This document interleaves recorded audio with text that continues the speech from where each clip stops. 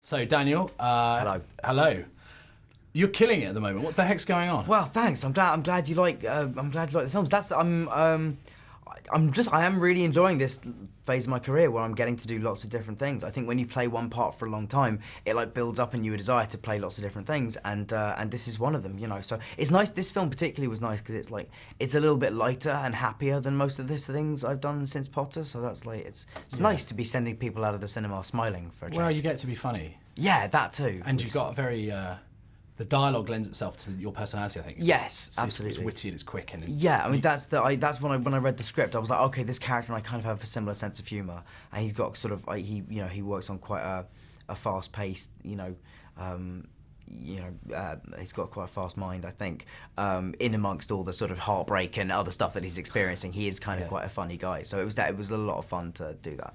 Yeah, I think your career is definitely up there with, your Michael Fassbenders, for instance. I think yours is going even better than his. That's very kind of you. You know, I wouldn't say that, but I'm a huge, admirer of his, and I think he's a lot older than me and has a much a greater body of work and things. But he's somebody that the versatility in what he does and the constantly changing, that's something I aspire to. Him, and I was lucky enough to work with James McAvoy as well, who's I view them as being kind of in a similar, and obviously they know each other well. But yeah, James is another one that I've always admired the choices he makes and the changes he makes. So yeah, hopefully I can be like that. Yeah, definitely.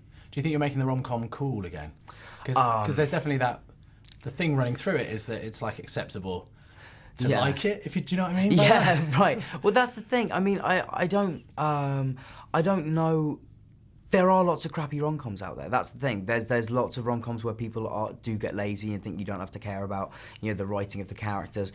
And I think we're used to seeing a lot of really crappy rom-coms. And I obviously hope this isn't one of them. I think this is a very different one. I think the characters feel like real people. There's nothing that different or revolutionary about the story particularly. It's kind of traditional in that sense, but it is just really well done, I think, and it's really funny. Yeah. I read this cute thing online about you, because of this movie, 8 reasons why you'd make a great boyfriend. Oh, really? But I'm not interested in that. Okay. I'd rather know 8 reasons why you're a terrible boyfriend. Okay, I can. No. We don't have to do 8. I was gonna say 8 is like I want to give myself somewhere to go in the public's estimation. Like I can come up with a few. Are you messy? I'm very messy. Like I'm really messy.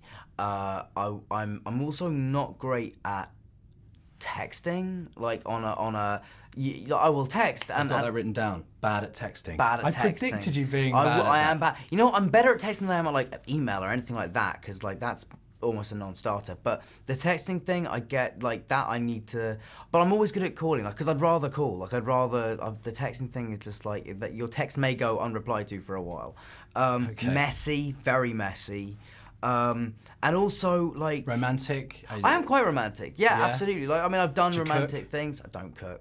I hope you like ordering in, or going out. That's what you or going out. That happens a lot too, Yeah. But then, it's not a great deal of. But I'm a wonderful boyfriend in other respects, I'm sure. But I definitely think that the messiness is, and also that's the thing. It depends. Like my girlfriend is really into sports, but if you're not into sports, I imagine that would be a terrible defect. Yeah, definitely. Yeah. All right, that's good. Your honesty, I thought would definitely come out.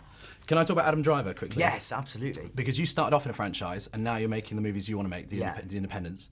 He was started off in indies, and now he's going to be in Star Wars. Yeah. So there's that weird kind of changeover between the two of you. There is and there isn't, because I think there's a misconception that the way in which big films are made is very different from the way in which small films are made. And actually, if you talk about the experience you have on set, they are similar. I mean, big films like Star Wars, certainly Potter was much slower moving, and Star Wars may be like that just because of the nature of some of the technical shots they'll be doing and stuff, but generally speaking it's kind of the same, and I also know a lot of the crew who did Potter will be doing Star Wars, so I know he's going to have a great time. Cool. Your Mexican fans wanted you to have this. Oh yeah. Do you want to show that up? This is me in a sombrero. Do you like it? That is me. You can't even see like the full... I love it. I mean, they gave it to... Literally, they were as we were driving away from the premiere, they were proffering it to us through the window of the car. So we grabbed the sombrero in through the window, and I took a picture of it later, and it's pretty good. You gotta wear that's my sombrero face as well. It's wear that with pride.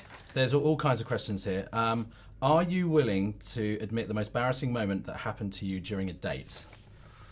And you can say, no, I'm not willing. No, I'm not willing to. Yeah, I'm definitely not. I've just remembered it. As a fan of Spider-Man, good singer, and the funny guy that you are, can you sing the Spider-Man theme, please? No, hell no. Ask me a question I can answer without being boring or embarrassing myself. Daniel, will you marry me? Joke, ha ha ha. Now, seriously, what would you like to do if you wasn't an actor? A weird answer, but I'd be an archaeologist. I'm obsessed with history and ancient history, and I would love to get involved. I watched Time Team too much as a child, and that all looked like a lot of fun.